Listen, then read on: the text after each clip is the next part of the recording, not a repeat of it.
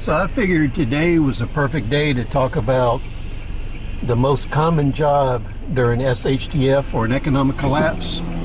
And that job, whether it's paid or not, is guard duty, being a guard. This is a few examples of the weather and terrain you're going to have to perform guard duty in. In the past, I found this kind of weather is excellent for operating against people, because in general they don't go outside. They try to avoid guarding things during this kind of weather. You must be guarding your equipment in your home, homestead, farm. As you can see, this is miserable weather to be working in, but you're going to need to be out there doing the things, guarding, seeing what's going on, doing recon. Otherwise, you're going to lose. So everybody's going to be doing guard duty during SHTF and the collapse, and pretty much that should be going on right now.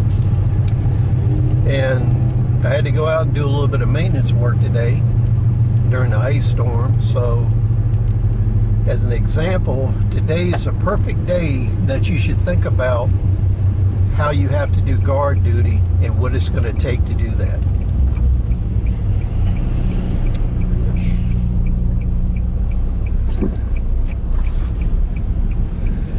So when we're thinking about guard duty, you have to have clothes that'll sustain the weather you're in.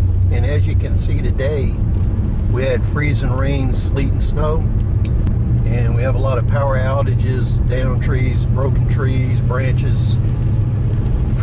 Those are the conditions you're going to have to be out in doing guard duty. So clothing is the first issue you have to address. You have to have clothing where you can be outside in the weather and stay warm and also stay dry, because if not, you can die from pneumonia and other weather-related issues. You can have hypothermia, pneumonia.